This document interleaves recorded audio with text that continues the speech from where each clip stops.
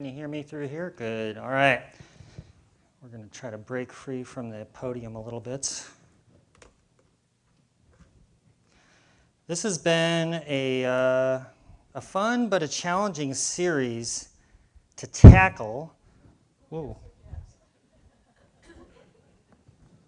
It's been heavy, but we're not out of the woods yet. We're close. I'm trying to create, in these first couple weeks, it's been tempting to want to offer some solutions, some ideas, and there's a lot of you like, what do we do? How do we respond? And I didn't want to get too prescriptive too early on, but we're going to try to turn the corner and offer a little bit of hope. We're going to end this part one of this series next week, touching on AI and some of the implications, but not getting too heavily into that. We're also going to have a handful of books available for purchase next week from the Bookman that are going to kind of like offer some next steps, both if you want to learn, if you want some ideas on how you can change. For example, Cal Newport's Digital Minimalism is one that I'll be quoting and referencing that offers some ideas on how we can begin to extract ourselves a little bit from this digital empire, how we can begin to kind of reclaim our attention. And this week we're talking about watching the watchers. And that's kind of a dark and conspiracy-laden type of title. And I have to be honest, as I've worked on this talk and over these past few weeks, like, I'm surprised I'm not bringing like aluminum tinfoil hats, and it feels so conspiracy-laden. And when I went back and I was like kind of rewatching parts of my talk last week, I was paying attention to how many times I said they and them, just like a good conspiracy theorist. They're coming for you. They're going to claim your attention. So I don't want to like shroud us under too heavy a weight of doom and despair, even though this is some pretty heavy stuff. And it's worth paying attention to. It's worth giving our concentrated attention to and watching the watchers. Although for people like Beth, you said you're watching Black Mirror right now. I mean, if you're watching Black Mirror, this is going to sound encouraging compared to some of that. If you want some real sleepless nights, watch a couple of those episodes. And there's some really not too far off of where I could see reality going when you watch some of those things. And that's the role of science fiction. That's why geeks like me love science fiction, because all the best science fiction has enough of a forward-thinking aspect to say this could be possible.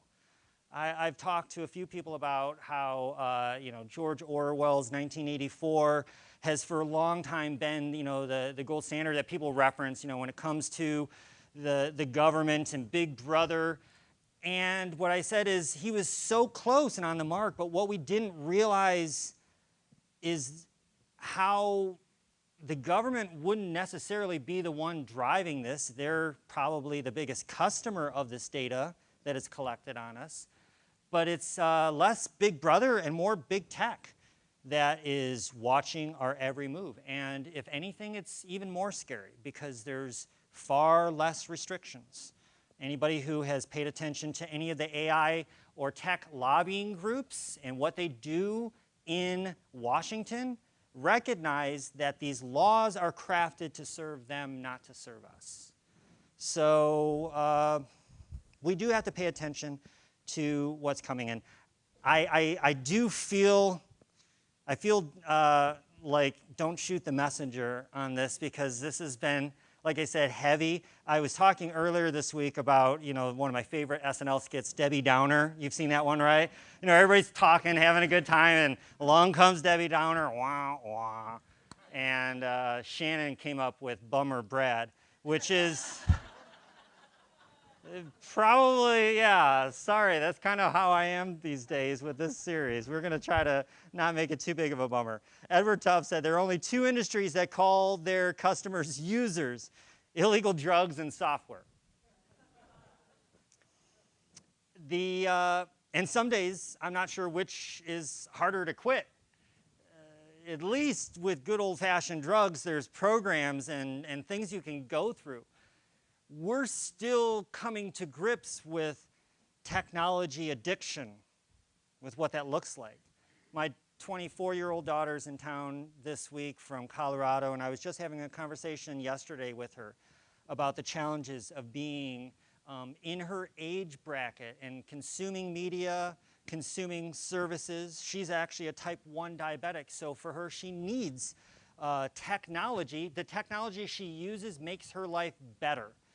We've said how this is probably the best time to be born and to have type 1 diabetes is now because of all the technology. So I don't want to come down so heavy on this that we neglect to see some of the aspects of how these technologies are improving our lives, but you do have to reach and grasp at those examples, because far too often, if only it were as easy to quit social media and the effects of this technology as it is to go through drug programs, because it goes so deep. We're going to talk about a couple terms today. This first is this idea of surveillance capitalism.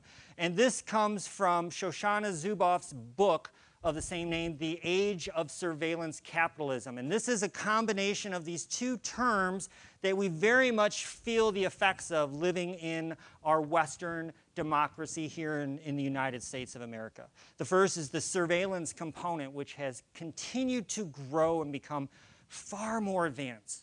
It's no longer even the most advanced science fiction movies from back in the day don't even grasp how deep these cameras can go at scanning with the optical character recognition from driver's license plates or license plates on your vehicle, and tracking how and where we move around. If you want to look up for later, jot down Flock. Flock is a company that is creating these mobile, almost solar-powered surveillance cameras that they lease information and data back to law enforcement services, as well as to companies like Home Depot and Lowe's have made partnerships with these things. And you can go on a website, dflock, I think it's dflock.com, to see all of these Flock cameras and where they're at. And it's surprising how many of them are within just a few miles of where you are, the amount of times that you're driving by and getting watched by systems that you don't even know are watching you. Surveillance capitalism is an economic system that's built on turning your personal data into profit. In pre-talk, we talked about how, there's the pushback, well, I can consume the internet, I can go online, I don't buy or click on the ads. I don't buy the products. I'm a user of the information, and I use the information to find what I want. And we have to adjust our ways of thinking into realizing that it's not even just the products that are being sold to us, but you simply existing as a consumer, as a user, generate behavioral data, and that data itself is valuable. It's currency. And so there's this system that's built upon turning your personal data into profit. So you know that feeling that you have, like when you look up, what was that type of cat food that I bought, and you go online, you look it up, and oh yeah, that's right. And then for the next couple of weeks, you start seeing cat food ads pop up. Those are probably the clunkiest examples of algorithms and how they try to sell us things. Far more advanced are the ones that you don't notice or don't pay attention to. So just like a good movie soundtrack serves its purpose not by you necessarily hearing it throughout the movie, but by kind of creating the scene, and it almost fades into the background if it's done right. The algorithms that are most pernicious are the ones that work at influencing our behavior without us even realizing that it's happening. When you've encountered ads that are served to you based upon things you've searched for or things you've done or talked about, you're encountering your personal data broker online. So let's read this quote from Shoshana Zuboff from her book, The Age of Surveillance Capitalism. She says, surveillance capitalism unilaterally claims human experience, our behaviors. They unilaterally claim human experience as free, raw material for translation into behavioral data. I cannot emphasize enough how much information is being collected on us either without our knowledge or consent, although when was the last time you read that terms of service before signing up for Netflix or buying that new phone? It's quite interesting to read and to unpack the amount of things that we're handing away wholesale. And these companies, the digital empire, claim our existence and behaviors, both online and IRL, in real life, as the kids say.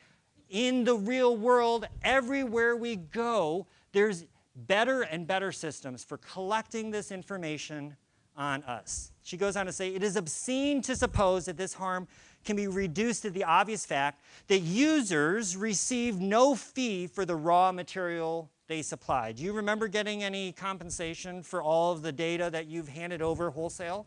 No. It ignores the key point that the essence of the exploitation here is the rendering of our lives as behavioral data for the sake of others' improved control of us. The more it learns about us, the better it gets at not just predicting what we'll do, but of course the next logical step in a fascist regime is to say, now, how can we actually influence and control not just the narrative, but your behavior? The remarkable questions here, she goes on to say, concern the facts that our lives are rendered as behavioral data in the first place. That decision rights vanish before we even know that there is a decision to make, that there is no exit, no voice, no loyalty, only helplessness, resignation, and psychic numbing. And that encryption, this act of trying to cover your digital tracks online, is the only positive action left to discuss when we sit around the dinner table and casually ponder how to hide from the forces that hide from us. I saw online this past week that under surveillance capitalism, you're not browsing the internet is browsing you. One of the first steps in turning the attention back on those who watch us is to recognize the ways and places in which you, as a passive consumer, are in fact the product. That your things that you look at and search for, the things you read, the podcasts you listen to, the ways that you interact, the ways that you move through the grocery stores, and the ways that you walk through parking lots are all part of collected data that somebody somewhere finds valuable, not only as just collected information, but as a way of influencing behavior. This realization hurts a little bit, doesn't it? Because I'm young enough to remember the early days of the internet when we were so geeked about the potential.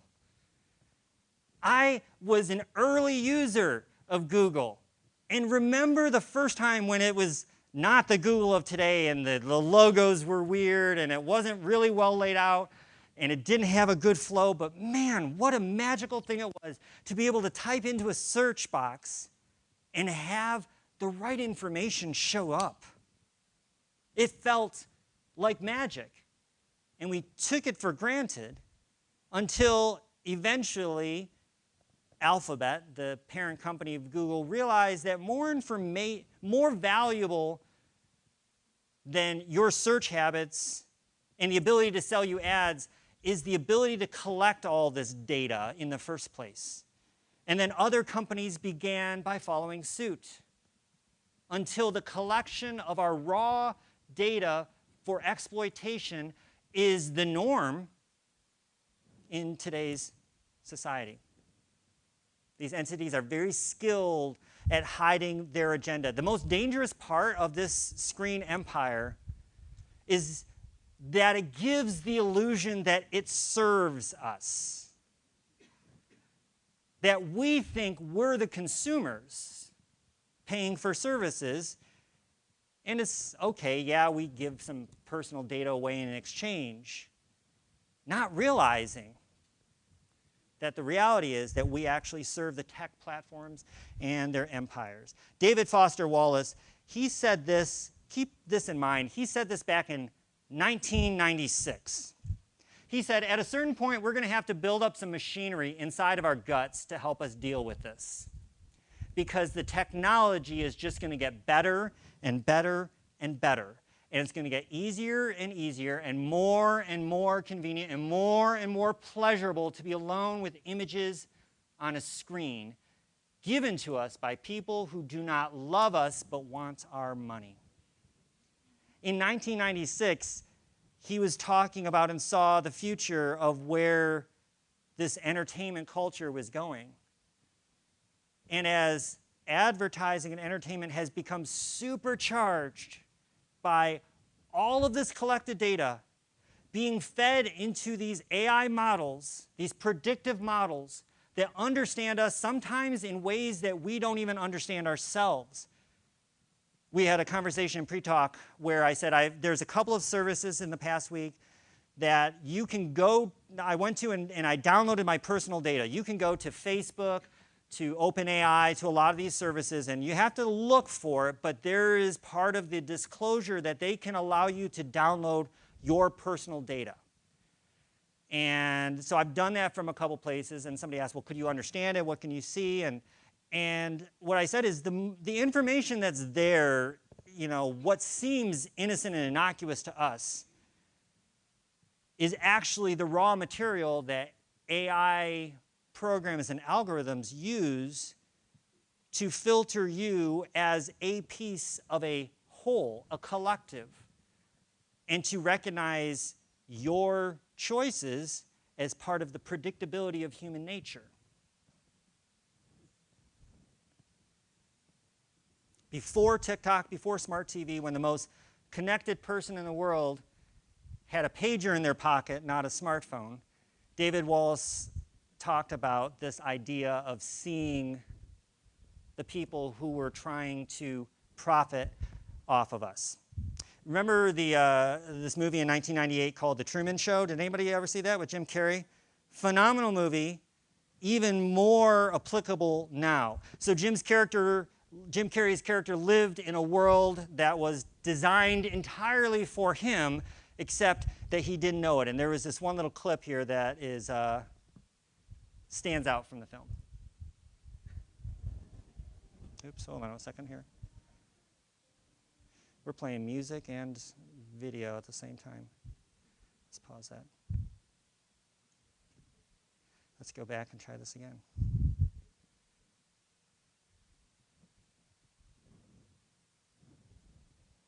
You got audio? Okay, I'm going to go back and start this over.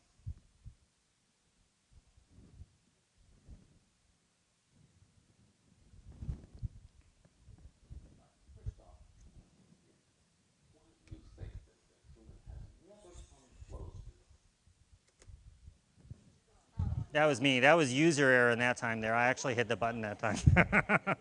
I'm my own worst enemy most days. All right. First off, let me ask you, why do you think that Truman has never come close to discovering the true nature of his world until now? We accept the reality of the world with which we're presented. It's as simple as that. We accept the reality of the world with which we are presented. And in the empire of screens, remember we said empires thrive when people stop noticing who's in charge.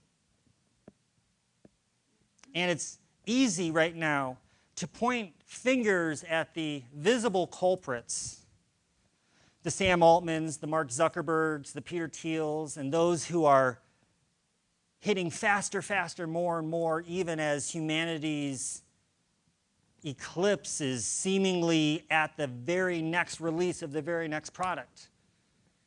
But we actually are the ones who lose out the most, because we are the ones that have to suffer under this digital empire of recognizing the places in which we lose control. This next term that we've talked about, or that we're talking about this week, is this idea of algorithmic anxiety, which comes from, there's a lot of chapters in the book Filter World that talk about this, and this is probably familiar to any of us who have to exist in a digital gig economy. So those of us who have to sell our music online, those of us who sell or use services such as Airbnb to rent our houses, anybody who tries to interact regularly with algorithms. This is any of our gig workers like Uber and those types of services as well. There's this new term that's been coined of algorithmic anxiety, which is this unease that's experienced living under these hidden digital decision makers. It is the creeping awareness that algorithms quietly influence what we see, buy, and even sometimes believe. From the content that appears in our social media feeds to the news headlines we see, we sense that we're being influenced by unseen forces that we can't understand or control. The examples given in the book Filter World explore a few Airbnb owners, and I can connect to that since we've used that platform and that service as a way to create another income stream for us, and it's worked so well. But as a host, I'm constantly under this algorithmic anxiety, like many other hosts, trying to figure out, is my listing getting seen by the right algorithms that will put it in front of the right eyeballs? And between myself and the customers that I try to connect with, there are algorithms that influence decisions. And these companies that create these algorithms don't do a very good job of disclosing it. And they keep that as proprietary information. So we're left with a sense of algorithmic anxiety. We're left with a sense that somebody's quietly influencing things. They're changing things. And I don't feel like I have the ability to have autonomy and choice. And it is the loss of choice that is becoming the toughest part. John Lanier says the real product of surveillance capitalism is not data, but the gradual erosion of our right to self-determination. So this week, as we try to offer some hope, I want to give us some ways that we can begin learning to grow up, in a sense, to become children of the digital age, no matter what our age is, and to recognize the empire that exists all around us and the ways that we can reclaim control and agency. As we said a couple weeks ago, your attention is sacred. Don't give it away cheaply. So as we're watching the watchers, the first step that we can take is to follow the trail. And these are some practical steps that we can do to better educate ourselves about how and where those who are watching us are collecting their data. So you can, for example, pick an ad or a recommendation and ask, why am I being shown this? And follow the thread backwards. And try to do that a couple of times. Try to do that as you're engaging with content and material online. And maybe at first, it may seem incredibly random because there is a giant fire hose that's called digital advertising, and you are being blasted with it nonstop. The amount of ads that we're being shown on a daily basis has increased more and more as the screens increase more and more. But to begin to pay attention to the ways that the most clever of algorithms are serving up exactly what you want to see. Because the beautiful thing about the internet is it's got something for everybody. And no matter what your vice, no matter what your passion, or what the thing that you're most frustrated about, there's content out there to infuriate you and rile you up. Pay attention. Not just, I'm clicking this link because it completely confirms something that I knew to be true, but why did this link show up there to begin with? To reclaim some privacy, and this is a really, really tough one, and I know this is a big ask, especially for those of us who already struggle with just using technology to begin with, but to explore the privacy settings on your phone, your browser, your computers. Now, we'll give you some links and some videos. We don't expect all of us to become experts on this kind of stuff. This is really, really tough stuff. And unfortunately, this digital economy is designed in such a way that the responsibility is put back on you as a user to reclaim your own privacy. But I want to make the case that it's worth doing. That deleting notifications, opting out of ad tracking services, using tools like virtual private networks, VPNs. Any of these are ways that we begin to reclaim parts of our privacy. To say, no, you cannot take everything that I consume wholesale without consulting. To recognize the places where these privacy settings give us some tools, and even companies like Apple, who are some of the worst offenders, have privacy departments that have and keep advocating for users to be able to control privacy. On Apple devices, you can reclaim a lot of control, but right out of the box and right out of the gate, if you just set it up the way that it is set up, you're by default giving away information. So to reclaim some privacy, and then to practice some awareness. And what this looks like, this may sound strange, but maybe to verbally or mentally say, as you're engaging with these technologies, to say, I see you. As you're recognizing these algorithms at work in your life, in the lives of your kids, your grandkids, your neighbors, as you see it from the news content you consume and the way that you move through the world, to begin to recognize it and to just mentally note, I see you. Okay, I see what's going on here. I recognize that for you as a company, it's easier for you to claim all of my attention rather than to share control with me. And so I notice when apps and services like Netflix or HBO or these different services slowly and subtly change until, just pay attention the next time you log in, how many recommendations are fed to you without you having to do a thing? And how easy is it to just click on it and mindlessly consume without having agency and control? So we're trying to pull back the curtain. We're trying to recognize and bring attention to our attention. We're trying to reclaim awareness of the world that we live in. In some cases, that may mean deleting apps, may mean switching to dumb phones or dumbifying a smartphone. There's videos for all of this online. There are people who, like me, have to use phones that have apps like Airbnb because it's connected to an industry that they're a part of. But we can consume the content using these devices by reclaiming control, by saying, no, I don't need to see every notification that comes through. I don't need to agree to track and share all of this. By beginning to reclaim control, bringing attention to our attention. Okay, this is a lot.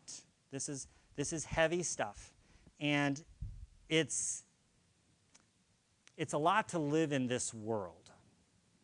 And trust me, as difficult as it is for those of you on the older end of the age spectrum, it is just as difficult for those who are coming up in it.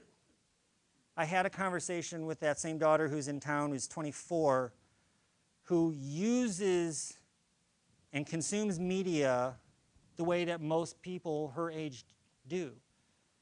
She's talked about how she has deleted TikTok off her phone because for her, it led to that doom scrolling that we talked about last week. But she's seeing Instagram quickly replace that. And we're talking about ways that, how do we begin to use devices instead of those devices using us? There's some apps and tools that I'll share in this week's email. So make sure if you're not receiving our weekly emails that you sign up, because I try to pack a lot of content in there. But specifically, there's an app that I've been using this week called Opal. This is on the iOS platform, but I believe there's some Android development as well, that takes some of the screen monitoring and supercharges it, giving us more ability to see the way that we use our devices and the way that our devices are consuming us as well. Thank you for this conversation, for being a part of it, for continuing to lean into what is a very, very heavy topic. And on a day that is cloudy and rainy like this today, I don't know, this is heavy, this is a lot. It's a lot to exist in this world. There's a lot to this. But we can reclaim control. We can reclaim attention. We can reconnect with something as simple as Charity talked about, a rock in our pocket. We can remind ourselves that we don't need to mindlessly consume. We can reclaim our attention. We can be part of reclaiming our autonomy in a world that is shifting and eroding all around us. So thank you for being a part of this conversation. We'll wrap this up for the part 1 next week. And I appreciate your ability to absorb all of this and not just tune out, because this is a lot to carry.